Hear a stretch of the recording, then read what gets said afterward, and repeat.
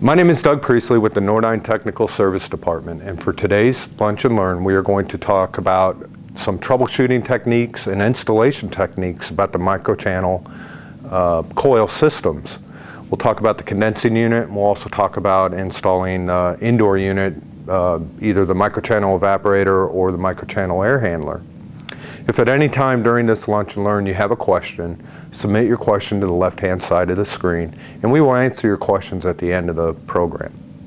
If this is your first install of a microchannel system, one of the first things I would do is go ahead and uncrate the equipment, maybe at the shop or as soon as you get out to the job site. And inside of the unit you will find a package of literature along with the filter dryer. Within that literature packet you will find, of course, the install instructions for the unit. Within the install instructions you will find pertinent electrical information, charging information, startup information, all the things necessary to install the unit you will find within the install instructions. Also with the literature information, besides the install instructions, you will find a piece of paper for the user's manual. This you can leave with the homeowner. Just gives them safety information and other information about the equipment. Very basic, nothing too detailed. How it operates in cooling. If it's at a heat pump, it'll go over some basics of operating in heating mode. So this is a good piece of information you can leave with the homeowner. One last piece of literature, and probably the most important piece of information that you'll have in there, is our quick reference data guide. With the quick reference data guide you'll find electrical information, recommended wiring sizes for the thermostat wiring out to the condensing unit. You will also find clearance information, but really the most important thing you will find is matchup information. Inside you'll find the QRD, which will list the outdoor unit that you have. Of course, with the 13 SEER, we've got a 1.5 ton, 2 ton, 2.5 ton, 3 ton, etc., etc. And it'll also give you all the pertinent information for the matchup.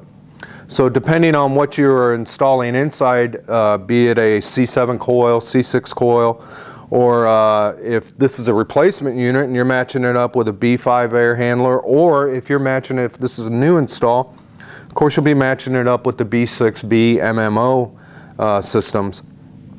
It lists all the orifice information, charging information that is needed to get the system up and running. At the very top, you will see the indoor restrictor that is shipped with the outdoor unit. You will also see the bill of material charge for that particular unit. This one we have a 30,000 BTU condensing unit, or a 3-ton condensing unit. So that unit coming out of the factory is shipped with 40 ounces of refrigerant.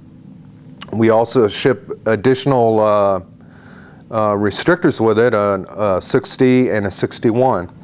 Again, that restrictor is going to be used with the indoor unit based on the type of indoor unit you are using. This goes all the way to the back side where it also lists the A coils that are matched up with this too. So just a quick example, we have a 3-ton outdoor unit.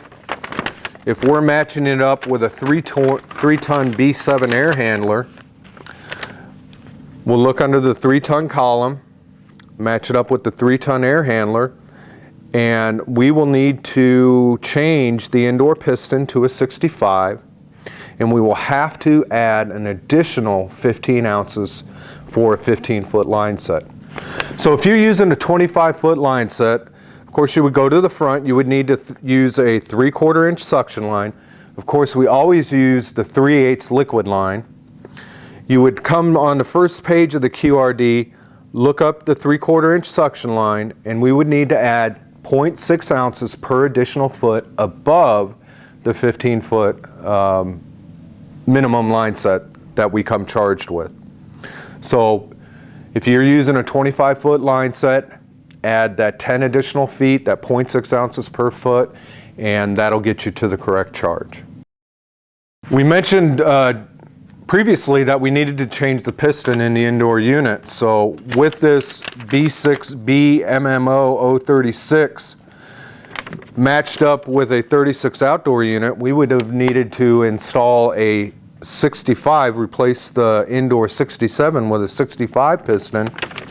We would grab the 65 piston out of the literature pack, and we would install that in at the indoor air handler and remove the old piston. On the remaining pistons, I would just throw on your truck, your van, and just keep them for the future use. If needed, start building up your own little piston pack, and in case something, the incorrect piston or a piston is missing, or if you get a piston clogged up, you will have spare pistons on hand to be able to replace that on the indoor unit. The final thing in your literature pack is you'll find the filter dryer. Of course, with a 410A system, 410A and POE oil absorbs moisture.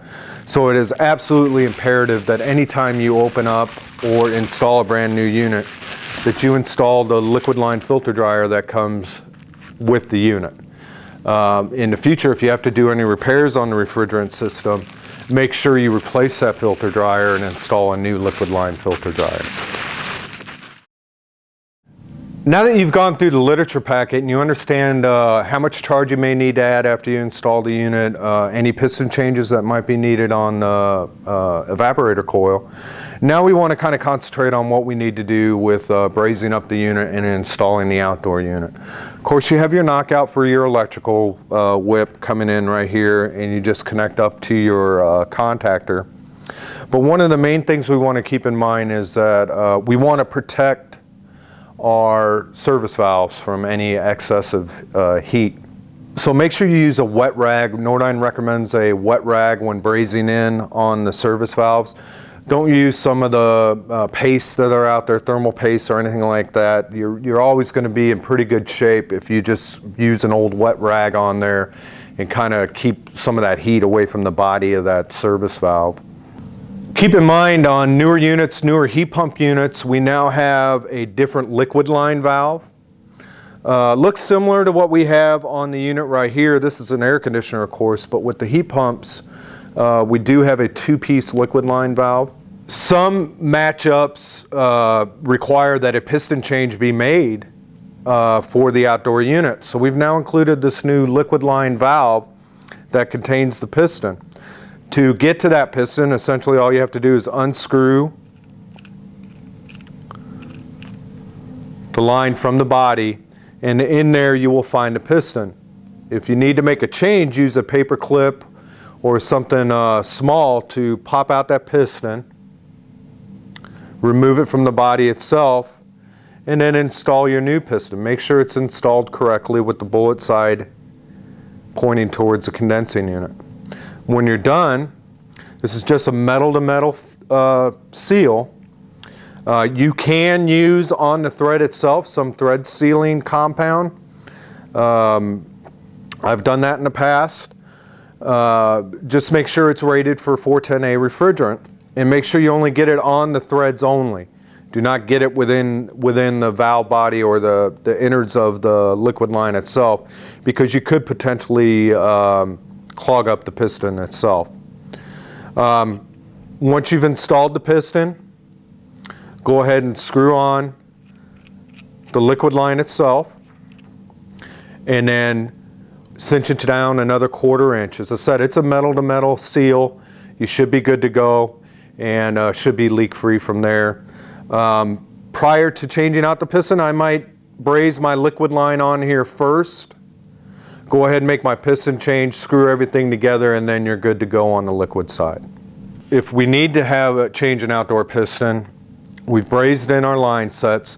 Keep in mind that when you do braze in your line set, you want to use an oxygen acetylene torch set. Microchannel coils on the inside construction of them have very narrow channels. So when you're brazing, you want to braze with nitrogen. What is that going to prevent? That's going to prevent the black oxidation flakes from forming inside the line set itself as you're brazing on there. Thus, when you release the charge and the refrigerant's moving through the system, you may get some of that black flake caught up in the microchannel coils, which could cause a restriction in there. So always braze with nitrogen. It's just good practice. It's best practice. Connect your nitrogen at a very low flow.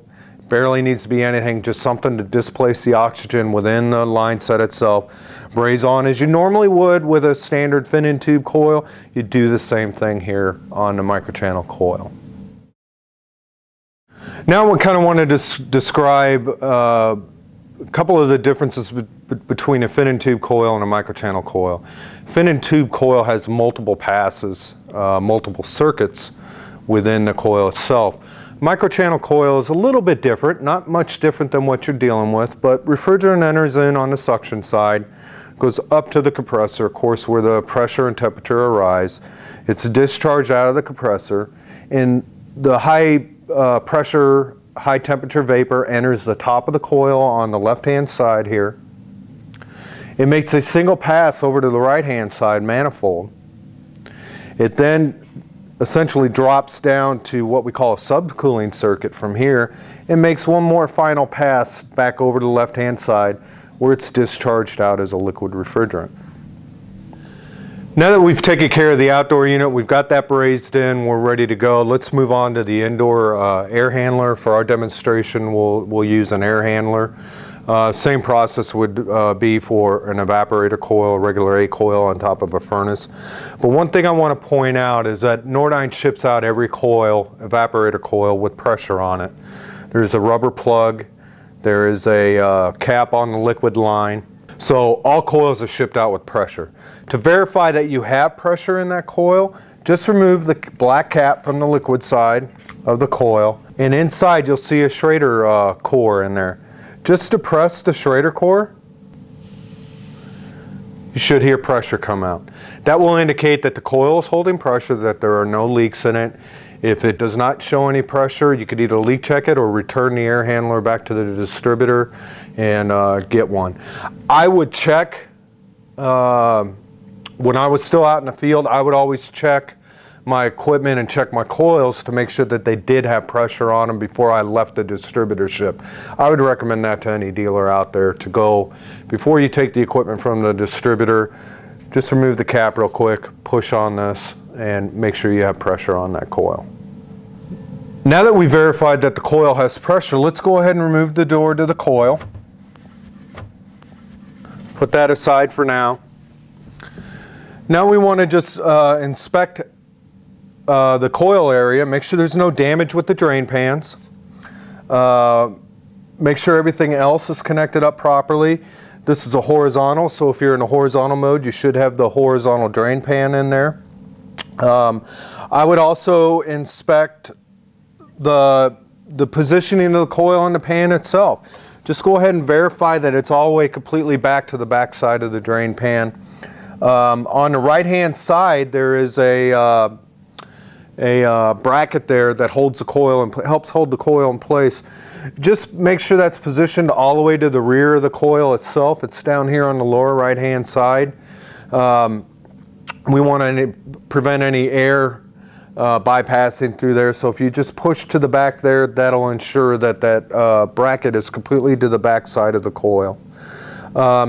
This is also a good time to go ahead and verify your piston. If you need to make a piston, if the QRD asks for you to make a piston change inside, you just break these two connections here. Again, a metal to metal connection. Go ahead and break that open there, remove the old piston and install the new piston. Again, we talked about thread leak lock or anything like that. Make sure that's on the threads and not inside the piston distributor itself. And just go ahead and tighten down, get another quarter turn with your wrenches, and you should be good to go. But this is the time to do it now when you're inspecting the coil and making sure everything's in place properly. Now that we have the metering device changed and installed correctly, now we want to go ahead and braze our line sets onto the coil itself. As you can see with a microchannel coil, it's no different than a fin-in tube coil. We still have copper stubs coming out of the coil itself. Again, you would just remove your plastic plug here, go ahead and unsweat the Schrader assembly here, swedge out your liquid line, and you're good to go. Again, brazing with nitrogen, we want to prevent any any oxidation flakes inside there. Although the filter dryer will catch 99% of it, we just want to be on the safe side and make sure that we catch it all and prevent it as much as possible by using nitrogen when we're brazing on the line set. Just a brief description of the refrigerant flow. Refrigerant enters in on the liquid line here, passes through the metering device, either a piston or a TXV, enters the right-hand side of the coil. Once it enters in there, the liquid starts to boil off. Microchannel coils are a single pass coil. They're not a multiple pass like and multiple distribution like our fin and tube coils. So refrigerant enters in, of course absorbs the heat out of the air. The cool vapor exits the coil on the suction line and then back out to the condensing unit. Now keep in mind it is a little bit different that since we don't have multiple passes going in there, that the right-hand side of the coil, of course, is liquid, and as that's boiling off, it's going to be most likely the coldest side of the coil. And as that refrigerant passes, the coil is so efficient that it absorbs so much heat that the suction side might be a little bit warmer than what you would normally expect from an A coil. So keep that in mind too. Now that we have the refrigerant lines brazed in, we've made our electrical connections to the air handler, we've made our electrical connections to the condensing unit. We've started the triple evacuation method. As we're picking up and starting to clean up as we're evacuating the system, we want to double check and verify that our air handler blower speed is set to the proper speed. Nordyne ships all air handlers, our PSC motors. Both heat and cool taps are on the same double spade terminal on the motor. Check with your install instructions. Most of the time, cool speed is on a higher speed than a heating speed. Check based on the amount of kW you have for electric backup heat. Check what speed you should have that blower motor set to. And then we also want to double check and verify that in most cases our cooling speed is at the high speed. You may have to make adjustments based on your duct system and static pressure. You may have to make some adjustments to the blower speed from there. But we do not set the blower speeds for your particular install. You must set that, double check it. This is a good time to do it when you've got the system on the vacuum pump and you're pumping down the system. This is a good time to go ahead and set that speed now. On the blower board itself, you will find some dip switches. That is what you're going to set your heating speed and your cooling speed for that air handler. So if you're making a blower speed change on the board, power down the air handler, make your switch change on the board itself, and then power up the air handler to accept that new change. If you do this with power on, it will not take your new setting. It will stay at the previous setting. With units with our variable speed blower motors, be it the FSHE or the fixed high efficiency motor or the variable speed motor or the VSHE motor, the blower motor board is mounted in on the blower assembly itself. Now that we have the system installed, we've set up our air handler, we've got the proper blower speed. Now it's time to release the charge and start charging the system. If any additional refrigerant is needed, the time to do it is before we release the charge. We can break that vacuum with that additional refrigerant. So you've already got your gauges connected up to the system. Nordyne recommends, even though we don't have them here, but when charging a microchannel system, use the shortest refrigeration or gauge hoses as possible. This will minimize the amount of refrigerant left over in the hoses as you're weighing in the charge. Refer to your QRD. Again, look to see if any additional charge is needed. With our example, we have a 3-ton outdoor unit with a 3-ton indoor unit with a B6B MMO 036 coil. With our example, we needed to add another 15 ounces of refrigerant for the system. We're going to assume we have a 15-foot line set, so we don't need to account for any additional refrigerant for that line set. But we will need to weigh in 15 additional ounces. The best way to weigh it in is not with a bathroom scale or a fish scale. We want to use a refrigeration type scale, and I have one here. Any refrigeration scale that records an ounce is what we want to use. So get your scale out. It may be necessary to zero out the scale. Just make sure you do that, because again, we want to make sure we accurately weigh that in. We next want to get our 410A refrigerant, place that on the scale. We next want to connect our gauge to the refrigerant drum. Go ahead and purge out any air that could be possibly in the gauge set itself. Again, we don't want to introduce air into the system. Again, zero out your scale once you've purged out your hoses and once everything kind of settles down a little bit. And then we'll go ahead and open up the refrigerant drum and go ahead and weigh in, break our vacuum with the liquid refrigerant coming from the system, or coming from the refrigerant drum going into the line set itself. Get as much in as you can. I know in some cases you won't be able to get the whole 15 ounces in, but you can get a good amount of refrigerant in there when you go ahead and break the vacuum in the scale. Once you've weighed in what you possibly can, go ahead and start the system. Walk away for about 10 minutes, 5-10 minutes. With 410A, we've got to allow the system to stabilize.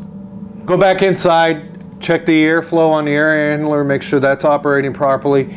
Check your evaporator drain, your condensate drain from your evaporator, make sure that's draining properly. Again, just go over your startup checks with the system. Allow it to run, make sure you're operating properly, make sure you've got the correct amount of refrigerant in there, and you should be good to go. Just some troubleshooting reminders, tips for when you're troubleshooting microchannel systems. Always verify the charge via the charging chart and the install instructions for the condensing unit. Verify that you have the proper piston in the air handler. Verify if you need to make a piston change in the outdoor unit, that you change that piston in that new liquid line valve that we have that contains the piston. If you do change the outdoor piston, let's just say it's a retrofit, you're installing a new air handler, and you want to keep the same outdoor condensing unit, remember, if it is a heat pump system, if you want to use the distributor in the liquid line, make sure you remove the piston from the internal distributor inside the unit itself. Keep in mind the charging charts also for microchannel systems are based on proper matchup with a microchannel indoor unit, microchannel outdoor.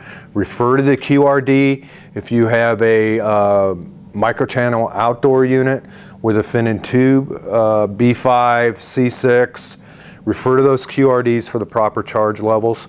Again, if the charge is incorrect, the system won't work properly, it won't perform to proper performance. If you have a older 10 SEER, 12 SEER fin and tube outdoor unit, and you have to replace the indoor coil, you want to use our subcooling and superheat slide calculators. You could also use the 95/5 rule on that. Whatever works best for you to get the proper amount of charge on those mix match systems, especially with the older equipment, do what's going to work best for you. Nordyne recommends using the slide rules, but as long as you can get that charge to the proper amount and the proper performance for your system, use whatever works for you on that. Late last year, Nordyne introduced a brazing kit for microchannel condensing units. Prior to the brazing kit, we had the epoxy repair kit. Now we have a brazing kit. That kit includes a brazing rod, a flux brazing rod for aluminum coils. It also includes a brush, I believe a little bit of sandpaper on there to clean up the area. But use that brazing kit to repair any microchannel condensing units. We've got previous videos on NIN and Nordyne U on how to do the repair. So refer back to those previous videos for the brazing repair kit. For microchannel indoor coils, coil replacement is the only option on that. Nordyne requires that all microchannel coils be returned back to us for verification of the failure. We also use that to analyze any issues that might crop up with microchannel coils, so we could be on top of any solutions or any potential problems with microchannel coils. So on the indoor evaporator coil, it is just a coil replacement. Always keep in mind, if you open up a microchannel system or any 410A system or any refrigeration system, when reconnecting the line sets, make sure you replace the liquid line dryer with a new one, and make sure you do the triple evacuation method, and always, always braze with nitrogen. Can't emphasize that enough. Another technical tip is water running off of the microchannel coil. We've gotten some reports of water falling off on the interior portion of the coil.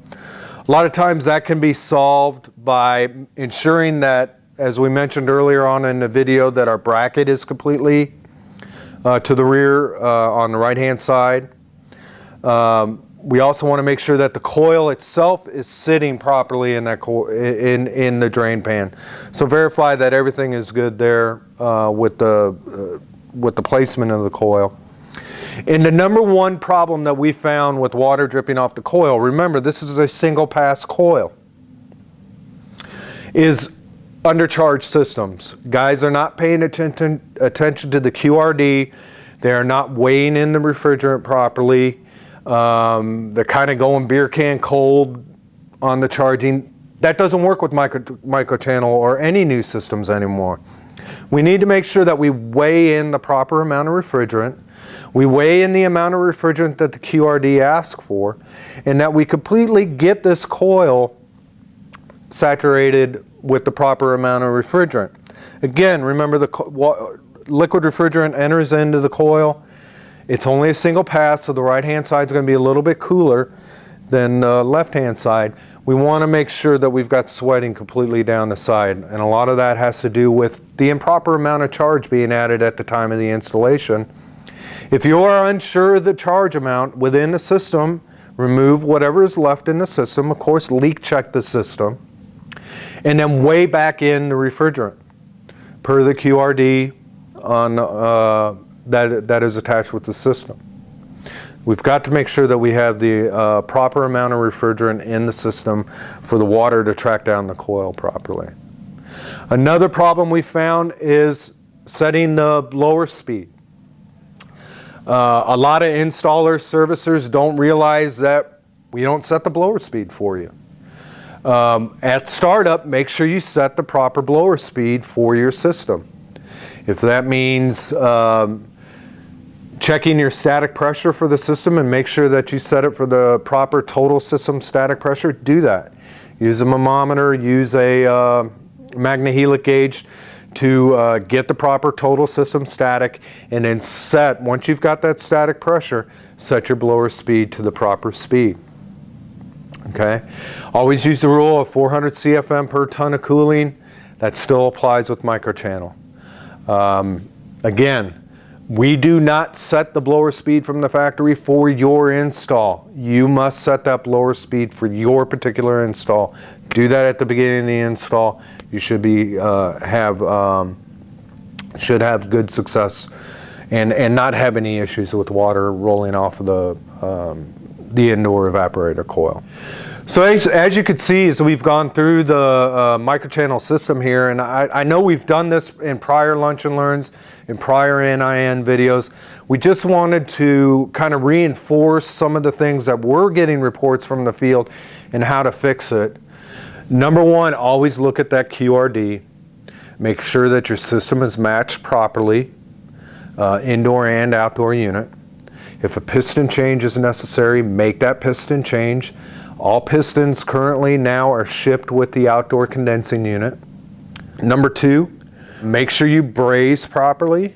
Braze with nitrogen, braze with an oxygen acetylene torch setup.